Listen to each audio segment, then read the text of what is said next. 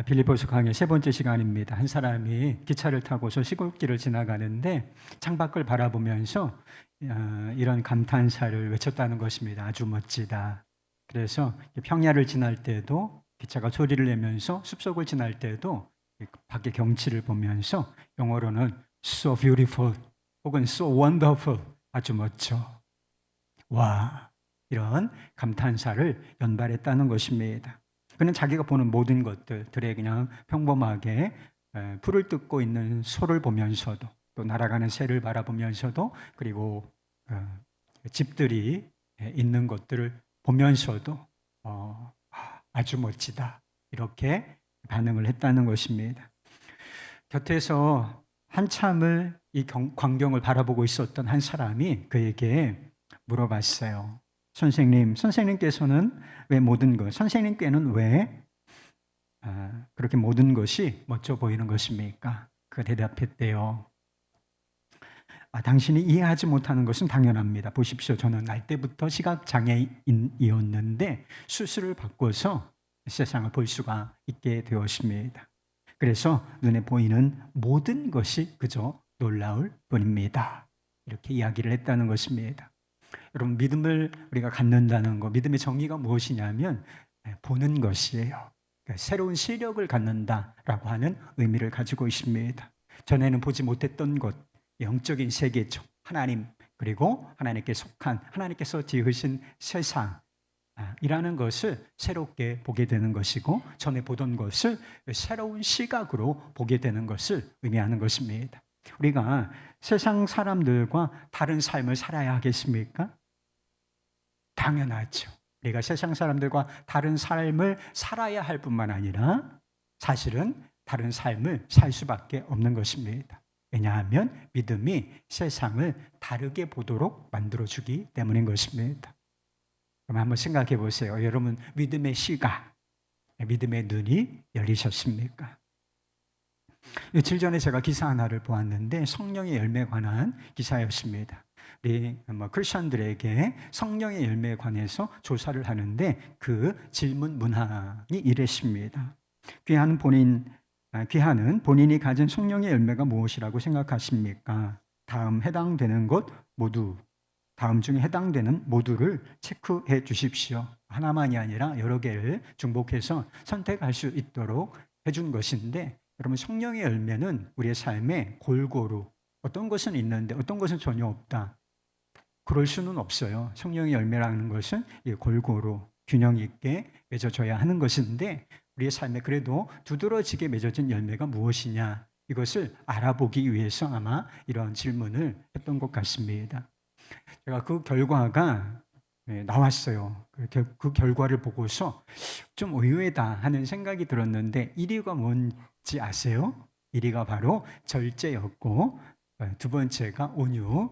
사랑은 몇 번째쯤 되었을까요? 사랑과 희락과 이렇게 되어 있는데, 사랑은 4위 정도 되었고, 마지막 9위, 우리의 가장 빈약한 열매가 무엇이냐? 그게 바로 기쁨이었어요. 그래서 우리가 절제를 그렇게 잘합니까, 여러분?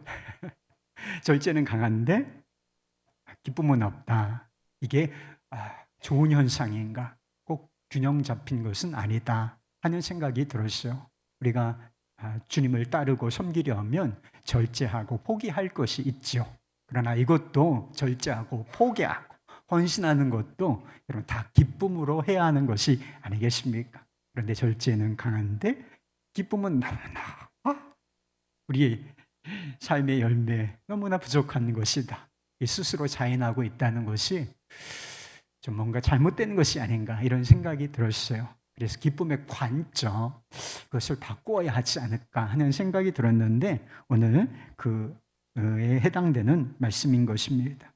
사람들이 흔히 생각하는 기쁨은 어떤 것이냐? 우리의 삶의 고난과 고통이 제거되는 상태를 말하는 것입니다. 그래서 삶의 환경이 좋을 때, 좋은 일이 있고 삶의 환경이 아주 풍성하고 윤택할 때 사람들은 기뻐하고 행복을 누릴 수 있다고 생각하는 것입니다. 이것이 보통 사람들의 기쁨과 행복에 대한 관점인 것이지요.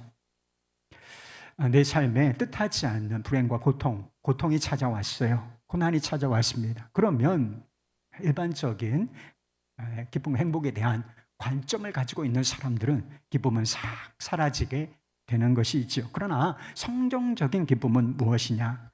환경 그 자체에서 오는 것이 아니라 그것을 바라보는 우리의 태도, 우리의 관점에서 온다는 것입니다. 그래서 고난과 고통이라는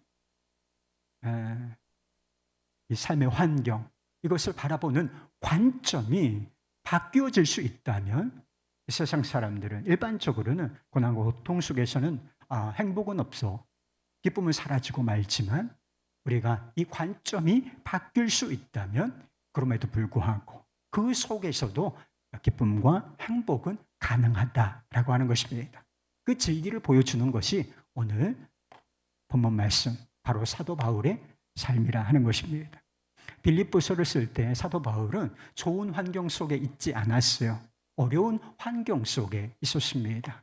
그래서 12절 말씀에 보면 내가 당한 일이라고 하는 표현이 있어요. 여러분, 당한 일이라, 내가 뭘 당했다, 이런 표현은 좋은 상황에서 쓰는 것은 아니잖아요. 좋은 일 당했다 이런 이야기는 하지 않지 않습니까? 좋은 일이 생겼어, 이런 식으로 표현하지. 당한다라고 하는 것은 어렵고 힘든 일, 고통스러운 일을 말할 때 쓰는 표현인 것입니다. 사도행전에 보면 사도 바울이 예루살렘에서 유대인들에게 붙잡혀서 2년 동안이나 지지부진한 재판을 받다가 로마 황제에게 상소하여서 로마로 압송되는 과정이 쭉 이렇게 기록되어 있습니다. 로마로 압송되는 과정 속에서도 평탄치를 않았어요. 중간에 유라굴로 광풍이라고 하는 것을 만나서 소망이 끊어지기도 했었고 배가 파손되는 고난을 겪기도 했다는 것입니다. 그러나 결국 로마에 도착하여 2년 동안 가택연금 상태에 놓이게 되는데 이 상황에서 빌립보서를 쓴 거예요. 그래서 자신이 당한 일이라고 하는 것은 이 전 과정을 아마 포함하는 것이다 라고 말할 수 있을 것입니다. 자신이 당한 고난에 대한 사도 바울의 반응은 우울, 불안, 두려움, 염려, 절망 같은 것이 아니었습니다. 도리어 나는 기뻐한다 라고 말하고 있다는 것입니다. 18절 말씀에 보면 나는 기뻐하고 또한 기뻐하리라. 기쁨을 굉장히 강조, 두 번 쓴다는 것은 강조의 의미가 있잖아요. 그래서 나는 기뻐한다, 이것을 강조하려고 하는 것입니다. 그가 어떻게 고난 속에서 기뻐한다고 할 수 있었겠습니까? 그것은 고난이라고 하는 부정적인 삶의 환경을 바라보는 그의 관점이 긍정적이었기 때문이라 하는 것입니다. 여러분, 우리가 왜 불행하고 기쁨이 없는 삶을 살아가고 있는 것이겠습니까?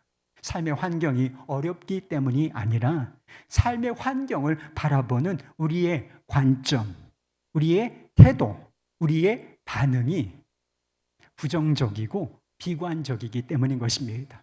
이미 불행은 마음의 씨앗으로 존재하고 있으니 그것이 결국 기쁨 없는 삶, 불행한 삶으로 나타날 수밖에 없다는 것입니다. 12절 말씀입니다. 형제들아, 내가 당한 일이 도리어 복음 전파의 전진이 된 줄을 너희가 알기를 원하노라. 바울이 지금 처한 상황은 굉장히 어려운 상황이라고 말씀을 드렸잖아요. 그러나 그가 주목하고 있는 것이 무엇이냐? 어려운 삶의 환경 그 자체가 아니라 그 환경을 통하여 열린 긍정적인 상황, 긍정적인 현실, 그리고 그것이 가져온 긍정적인 결과와 열매, 여기에 집중하고 그것을 기뻐한다, 이렇게 표현하고 있는 것입니다. 고난이 복음의 진전이라고 하는 결과를 가져왔는데 어떻게 고난이 복음 전파의 진전이라고 하는 결과를 가져올 수 있었는가? 하나는 사도 바울 자신을 통해서고 또 하나는 믿는 다른 형제들을 통해서 그 일이 이루어졌다 하는 것입니다.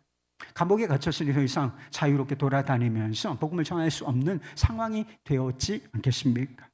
그러나 13절 말씀에 보면 이 매임이 가져온 긍정적인 기회가 있었다는 것을 알 수가 있어요. 감옥을 지키는 경비병, 시위대, 시위대 경비병들이 있었고, 그리고 여러 가지 이유로 이 감옥을 출입하는 사람들이 있었던 것 같습니다.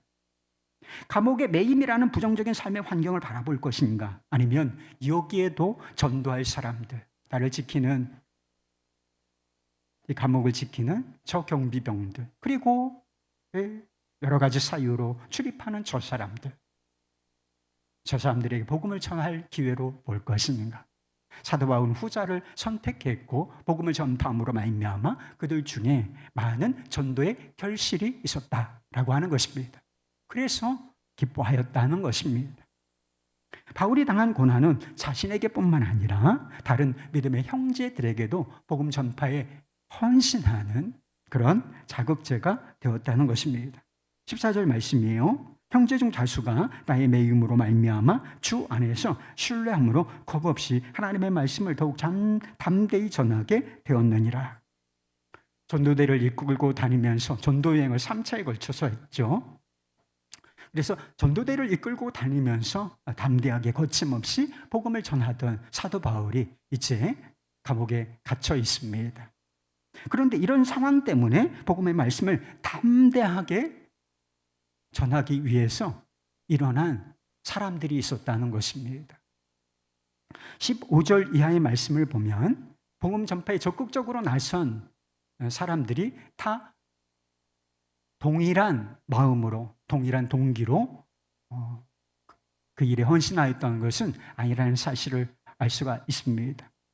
한 부류의 동기는 착한 뜻과 사랑이라는 긍정적인 동기에서, 또 한 부류의 사람들은 투기와 분쟁이라고 하는 부정적인 동기에서 복음 전파에 열심을 내었다는 것이지요. 어떤 사람들은 바울을 사랑했고, 빌립보 성도들처럼 바울을 사랑했고, 그리고 바울이 복음 전파에 부르심을 받은 사람이며, 그리고 그가 얼마나 이 일에 진심인지, 얼마나 열정적으로 헌신했는지를 알고 있었습니다. 그런데 사도가 감옥에 매여 있는 것입니다. 이제 사도가 감옥에 매여 있으니 복음 전파가 중단될 수밖에 없는 이 상황. 그렇다고 이 복음 전파가 중단되도록 내버려 둘 수는 없지 않은가. 이제 우리가 일어나야 할 차례다. 주님께서는 우리를 통해서도 역사하실 것이다. 이런 마음으로서 사도 바울을 대신하는 마음으로 복음 전파에 앞장섰다 하는 것입니다. 그러나 어떤 사람들은 바울을 질투하는 마음을 가지고 있었습니다. 그럼 교회 일을 하면서도 경쟁적인 마음을 가지고 우리가 더 인정받아야 하고 우리가 더 잘해야 하고 이런 경쟁심을 가지고 있는 사람들이 있지 않습니까? 잘하는 거 아니에요. 그래서 다툼이 벌어지는 것입니다. 잘해보자고 하는 것이 아니냐. 그런데 교만한 마음, 경쟁심, 질투 이런 것 때문에 주의 일을 한다고 하면서 다툼과 분쟁이 생기는 것이라 하는 것입니다. 그런데 꼭 이런 마음을 품고 있는 사람들이 있었다는 거예요. 바울을 경쟁자로 생각하고 그를 통하여 맺어지는 전도의 열매, 이 엄청난 전도의 열매가 맺어졌는데 그것을 질투하는 사람들이 있었다는 것입니다. 경쟁자로 생각하던 그 바울이 지금 감옥에 갇혀서 손발이 꽁꽁 묶여 있어요. 잘 됐다. 우리에게 기회가 온 거야. 우리가 바울을 앞설 수 있게 되었다. 이러면서 복음 전파에 열심을 내었던 한 부류의 사람들이 있었다는 것입니다. 감옥에 갇혀서 지금 그 상황만으로도 충분히 괴로운 상황이 아니겠어요? 그런데 나를 시기하고 질투하고 나를 괴롭게 하려는 동기에서 복음 전파에 열심을 내는 사람들, 같은 형제들이, 그리스도인들이 도대체 어떻게 이럴 수가 있다는 말인가? 우리 같으면 분노하고 그들 때문에 마음의 상처를 받지 않았겠습니까? 그런데 사도 바울의 반응은 분노와 상처가 아니라 기쁨이었다는 것입니다. 부정적인 동기로 복음을 전파하는 그 사람들이 아니라, 그들이 내게 주려고 하는 괴로움이 아니라 그들을 통하여 그리스도가 전파된다는 긍정적인 결과에 주목했기 때문이라는 것입니다. 18절 말씀, 그러면 무엇이냐? 거칠애로 하나 참으로 하나 무슨 방도로 하든지 전파되는 것은 그리스도니 이로써 나는 기뻐하고 또한 기뻐하리라. 사도 바울의 기쁨의 비결이 뭐예요? 기쁨의 비결이 도대체 무엇인가? 그것은 그가 삶의 환경을 바라보는 관점, 태도가 긍정적이었기 때문이라는 것입니다. 여러분 기쁘고 행복한 삶을 살기를 원하시죠? 그러면 삶의 환경이 바뀌고 풍성하고 좋고 이러기를 바라면 여러분 평생 여러분 숨이 끊어질 때까지 기쁘고 행복한 간혹 맛볼 수는 있지만 기쁨이 행복이 우리의 삶에 쫙 전체적으로 배일 수는 없어요. 기쁘고 행복한 삶을 살기를 원한다면 삶의 환경이 바뀌기를 바라기보다 바꿀 수 있는 것을 바꿔야 돼요. 삶의 환경을 바라보는 우리의 관점을 긍정적으로 바꿔야 한다는 것입니다. 그렇다면 부정적인 삶의 환경을 어떻게, 삶의 환경은 지나치게 부정적입니다. 그런데 이것을 어떻게 긍정적인 관점으로 바라볼 수 있을까? 그 이유와 그 근거가 있어야 하는 것이 아니겠습니까? 이 관점은 도대체 어디에서 나오는 것일까? 빅터 프랭클이라고 심리학자인데 홀로코스트라고 하죠. 유대인 대학살에서 살아남은 많지 않은 사람 중에 한 사람입니다. 그분이 죽음의 수용소에서라고 하는 책을 썼는데 거기에서 이런 이야기를 했어요. 어떤 마음의 자세를 갖는가는 내 선택에 달린 일임을 난 항상 기억하고 있었다. 난 절망을 선택할 수도 있었고 희망을 선택할 수도 있었다. 하지만 희망을 선택하기 위해선 내가 간절히 원하는 어떤 것에 정신을 집중할 필요가 있었다. 난 내 아들의 손에 생각을, 난 내 아내의 손에 생각을 집중했다. 그 손을 한 번만 더 잡아보고 싶었다. 한 번만 더 내 아내의 눈을 바라보고 싶었다. 우리가 한 번만 더 껴안을 수 있고 가슴을 맞댈 수 있기를 간절히 난 원했다. 그것이 내 생명을 1초 연장해 주었다. 그는 결국 살아남았고 살아남은 이후에 무엇을 위해서 살아가야 하는 것인가? 희망의 가치. 이 희망이라고 하는 것이 이 절망적인 세상 속에서 얼마나 중요한 것인가? 사람들이요, 희망을 포기하지 마십시오. 어떤 상황 속에 있다 할지라도 희망을 버려서는 안 됩니다. 이렇게 희망을 전하는 희망의 메신저가 되었다는 것입니다. 빅터 프랭클이 절망적인 상황 속에서 그 절망을 선택하지 않고 희망을 선택할 수 있었던 이유가 무엇일까요? 그것은 사랑하는 가족 때문이었습니다. 가족을 다시 한번 보고 싶어하는 그 간절한 열망, 그것이 삶을 포기해서는 안 된다. 그래도 살아야 할 이유가 있다는 희망을 갖게 만들었다는 것입니다. 또 하나의 이유가 있는데 지옥 같은 환경 속에서도 삶의 이유를 긍정할 수 있다라고 하는, 나는 왜 살아야 하는가 하는, 여기에도 살아야 할 이유가 있다는 삶의 의미, 그것을 붙잡았기 때문에 그가 희망을 선택할 수 있었던 것이지요. 그러나 사도 바울이 삶의 환경을 긍정적으로 바라보기 위해서 그가 집중했던 것, 그것은 사랑하는 가족이나 삶의 의미, 그 이상이었다는 것입니다. 그에게는 세상과 삶의 환경을 바라보는 특수한 렌즈 하나가 있었어요. 여러분, 우리가 선글라스를 딱 끼면 다른 색으로 세상이 보이지 않아요? 그런 것처럼 사도 바울이 한 가지 특수한 렌즈를 끼고서 세상, 그리고 자신이 처한 삶의 환경을 바라보았는데 그 렌즈는 바로 예수 그리스도라는 렌즈였다는 것입니다. 그가 어떻게 감옥이라는 이 부정적인 삶의 환경에서 복음을 전할 긍정적인 기회를 보았겠습니까? 어떻게 자신에게 괴로움을 더하려고 하는 사람들이 아니라 그들을 통해서 이루어진 복음 전파의 진전이라는 이 현상, 긍정적인 현상에 주목할 수 있었겠습니까? 그의 마음이 예수 그리스도께 집중되어 있었기 때문이라는 것입니다. 그래서 12절 말씀에 보면 그런 말씀이 있죠. 나의 매임이 그리스도 안에서. 그리스도 안에서. 그래서 자신이 감옥에 갇혔다는 것을 그리스도 안에서 바라보고 해석하고 있는 것입니다. 18절, 무슨 방도로 하나 전파되는 것은 그리스도니. 그리스도가 전파되고 있다는 그 사실을 그리스도를 주목하고 있었다는 것입니다. 그의 시선이 예수 그리스도께 집중되어 있었기 때문인 것입니다. 모든 것을 예수 그리스도를 중심으로 바라보았기 때문에 그렇게 삶의 환경이 부정적임에도 불구하고 그가 부정적으로 반응하고 낙심하고 절망하고 우울과 좌절에 빠지고 그렇지 아니하고 그가 긍정과 희망을 선택할 수 있었다는 것입니다. 감사와 기쁨을 선택할 수 있었다 하는 것입니다. 여러분, 예수 그리스도를 중심으로 바라보아야 세상을 그리고 삶의 환경들을 바르게 보고 긍정적으로 볼 수가 있는 것입니다. 예수 그리스도께서 실제로 모든 것의 중심이 되시고 복음이 뭐예요? 굿뉴스, 좋은 소식, 기쁜 소식, 긍정적인 거잖아요. 이 복음의 주인공이시기 때문인 것입니다. 그리스도 중심 성경 읽기라는 말을 들어보셨어요?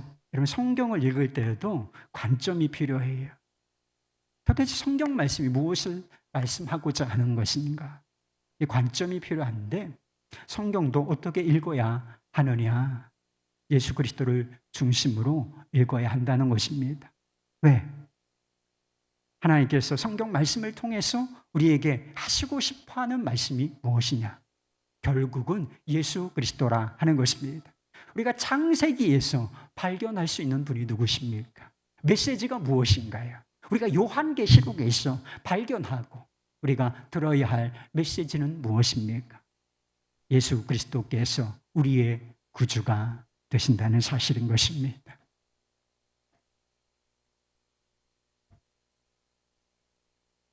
세상의 역사도 예수 그리스도를 중심으로 보아야 바르게 보고 긍정적으로 볼 수가 있어요. 세상이 좀 부정적이지 않습니까? 그래서 우리가 부정이라고 하는 흐름에 빠질 수밖에 없는 이유가 무엇이냐? 세상에 부정적인 요인들이 너무나 많기 때문이라는 것입니다. 그런데 우리가 어떻게 세상을 바르게 보고 이 세상을 이 관점을 전환시켜서 긍정적으로 바라볼 수 있는가? 여러분, 올해가 몇 년인 줄 아세요? 2023년인데 왜 하필이면 2023년일까? 왜 하필이면 2023년이에요? AD 2023년. AD 전에는 뭐예요? Before Christ. 예수 그리스도 전 1년, 2년, 10년 뭐 이렇게 되는 거죠. 아노 도미니는 무슨 뜻이냐? AD, 주후, 그리스도 후라고 하는 뜻인 것입니다. 그래서 역사의 기준점이 바로 예수 그리스도가 되는 것처럼 세상의 역사는 예수 그리스도를 중심으로 보아야 하는 것입니다. 죄와 타락이라는 부정적인 역사를 끝내시고 새롭고 아름답고 영광스러운 세상을 가져오실 분이 바로 예수 그리스도이시기 때문인 것입니다. 그래서 이 역사의 종말 그리고 새로운 역사의 시작점, 이것을 바로 그리스도 예수의 날이라고 부르고 있는 것입니다. 삶에 뜻하지 않는 고난이 찾아왔어요. 나를 괴롭게 하는 사람들이 주변에 있습니다. 이런 상황을 긍정적으로 바라볼 수 있을까요? 우리 마음의 중심이 예수 그리스도께 고정되어 있다면, 우리의 시선이 주님을 바라보고 있다면 이런 부정적인 삶의 환경도 우리가 관점을 전환하여 긍정적으로 바라볼 수가 있다는 것입니다. 삶의 환경 자체가 그래서 한 단면이 부정적이라면 동전의 양면과 같은 면이 있어요, 항상. 그래서 한 단면은 긍정적인 면을 가지고 있다는 것이죠. 그럴 뿐만 아니라 로마서 8장 28절 말씀, 줄여서 롬파리파리라고. 여러분 이 말씀 하나를 콱 물들고 살아도 어떤 상황도 다 통과해낼 수가 있어요. 그리스도 안에 있는 사람들에게는 모든 것이 합력하여 선을 이룰 것이기 때문인 것입니다. 좋은 환경은 물론이고 우리에게 어려운 환경까지 하나님께서 영적 화학작용을 통하여서 우리의 영혼이 새로워지고 우리가 그리스도를 닮아가며 우리가 영적 진보를 보일 수 있는데 하나님께서 다 재료로 사용하실 것이기 때문이라는 것입니다.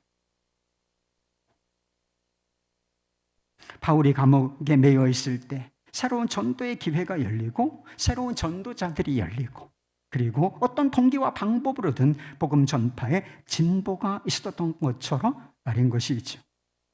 우리가 예수님을 바라보자 하지 않습니까? 예수님을 바라본다는 것은 무엇을 의미하는 것입니까? 그리스도께 집중한다. 우리의 마음을, 우리의 시선을 집중한다는 것은 도대체 무엇을 의미하는 것이겠습니까? 그것은 그냥 정신통일을 의미하는 게 아니에요. 관념을 의미하는 것이 아닙니다. 그것은 그저 행복한 삶이나 성공한 삶 정도가 아니라 복음의 증인으로 살겠다라고 하는 것을 삶의 목적을 바꾼다라고 하는 의미를 가지고 있는 것입니다. 그것은 어떤 환경 속에서도 희망과 긍정과 그리고 감사를 선택한다는 것을 의미하는 것입니다. 그것은 나를 좀 힘들게 하는 사람들이 있을지라도 그 미움과 증오를 선택하지 아니하고 용서와 축복을 선택한다는 것. 이것이 그리스도를 바라본다. 그리스도께 우리의 마음을 집중한다. 라고 하는 것의 의미인 것입니다. 요셉이 자신의 삶을 고통의 구덩이에 던져버린 이 비정한 형들을 용서할 수 있었던 이유가 어디에 있는지 아십니까? 다시 화해와 축복의 잔치가 그 가정 공동체 안에 벌어질 수 있었던 이유가 무엇인가? 요셉이 관점을 바꿨기 때문이에요. 창세기 50장 1절 말씀. 당신들은 나를 해하려 하였으나 하나님은 그것을 선으로 바꾸사 오늘과 같이 많은 백성의 생명을 구원하게 하시려 하셨나니. 형들이 자신에게 악행을 했어요. 악행을 했어요. 이것은 모르는 바는 아니고 분명한 사실이었죠. 그러나 요셉이 주목한 것은 그 악이 아니라 하나님께서 그 악을 선으로 바꾸신 하나님, 그리고 하나님께서 이루어내신 선한 열매, 이것에 주목하였기 때문에 형들이 자신에게 악을 행한 것은 분명하였지만, 고통을 준 것은 분명하였지만 그들을 용서하고 축복할 수가 있었던 것입니다. 이런 관점과 선택의 전환이 어떤 환경 속에서도 기쁨과 행복을 가능하게 하고 결국은 선택이 반복되면 인생이 되는 것인데 이것이 삶의 차이를 만들어내는 것입니다. 앤 보스캠프라고 하는 사람이 기쁨의 삶에 대해서 이런 이야기를 했어요. 기쁨이 언제 가능한가? 여러분, 기쁨이 언제 가능해요? 좋은 날 오겠지. 평생 안 온다니까요, 여러분. 그는 이렇게 말했어요. 감사가 가능한 기쁨도 항상 가능하다. 기쁨은 항상 가능하다. 언제나 어디서나, 즉 지금도 여기서도 가능하다. 기쁨의 성배는 머나먼 이국 땅이나 정서적으로 절정에 이르는 경험 속에 있지 않다. 기쁨의 경위는 여기에 있을 수 있다. 지금 여기 혼란스럽고 쓰라린 고통 속에도 기쁨은 신기하게 가능하다. 언제예요? 지금 여기 있다는 거예요. 지금 여기서 기뻐하고 행복할 기회가 있다는 것입니다. 언제? 우리가 항상 감사를 선택할 때 누구 안에서? 그리스도 예수 안에서. 그리스도 예수 안에서 모든 것을 바라봄으로 감사를 선택할 때 신기하게 어떤 상황 속에서도 기쁨은 가능하다. 여기에 가능하다 하는 것입니다. 금요 성령 집회 때 소개해드렸던 에티 힐레숨이라는 자매가 있어요. 1943년에 11월 그 끔찍한 아우슈비츠 수용소에서 짧은 생을 마감하고 말았던 자매입니다. 그녀가 한 몇 년 동안 그 수용소에서 일기를 썼는데 그 일기가 나중에 책으로 출판이 되었습니다. 그 제목이 무엇이냐면 Uninterrupted Life. 그래서 번역하면 중단된 삶이라고 할 수 있겠습니다. 한국어로는 번역이 되지 않았고 고마워요 철학 부인이라는 책에 그녀의 이야기가 소개되어 있습니다. 거기서 그녀의 삶을, 그녀를 이렇게 묘사하고 있었습니다. 자신을 내어 맡기는 것, 그것은 굴복하는 것이 아닙니다. 당신은 결코 포기하지 않고 당신을 잔인하게 고문하는 사람들에게 당연히 퍼부어야 할 것 같은 증오를 거부합니다. 운명론과에서 완전히 벗어나 당신은 인간을 짐승으로 변모시키고 싶어하는 자들에게 맞서 여전히 위험을 지킵니다. 나는 집단 수용소에서 사흘도 못 가 죽을 거라는 것을 알고 있다. 아마도 날마다 죽기 위해 잠자리에 들겠지. 그렇지만 나는 인생이 부당하다고 생각하지는 않을 것이다. 그래도 기뻐하며 살아갈 장소는 충분히 남아있다. 이 예가 좀 지나치게 극단적이어서 여러분들에게 비교적 평범한 삶을 살고 있는 여러분들에게 사용하는 것이 적당한가 고민이 되었어요. 그러나 사도 바울의 삶이 보여주는 것이 있고 이 극단적인 예가 보여주는 것이 있다는 것입니다. 사실 우리의 삶도 다 힘들지 않습니까? 어떻게 보면 죽기 위해서 잠드는 것처럼 그런 상황 속에 있고 롱텀으로 보면 우리가 다 그렇다고도 할 수가 있는 것이지요. 이런 극단적인 삶의 환경 속에서도 희망과 긍정을 선택할 수 있고 감사하며 기뻐하며 살 여지는 충분히 있다는 것입니다. 언제요? 우리가 예수 그리스도를 주목하여 바라볼 때인 것입니다. 예수 그리스도를 중심으로 모든 것을 바라볼 때인 것입니다. 여러분, 우리가 왜 실패하느냐?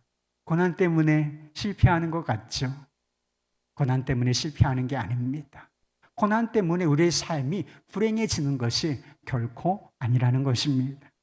우리의 실패는 환경을 바라보는 관점의 실패인 것입니다.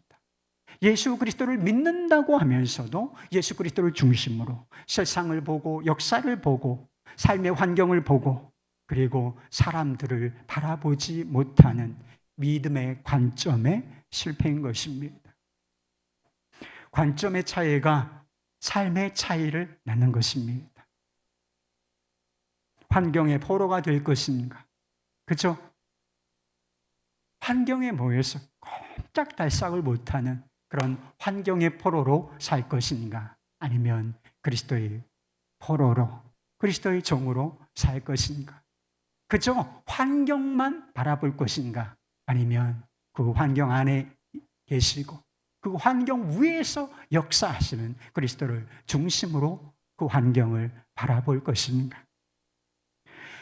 부정적인 면을 바라볼 것인가? 긍정적인 면을 바라볼 것인가? 염려하고 불평할 것인가? 감사하고 기뻐할 것인가? 여러분은 무엇을 선택하시겠습니까? 삶의 중심에 예수 그리스도, 좋은 소식의 주인공이신 새날을 가져오신 예수 그리스도를 모셔드리실 수 있기를 바라겠습니다. 모든 것을, 이제부터는 모든 것을 예수 그리스도를 중심으로 바라보실 수 있기를 바랍니다. 그리고 그분 안에서 기쁨의 삶을 선택하고 누리실 수 있기를 우리 주님의 이름으로 축원하겠습니다.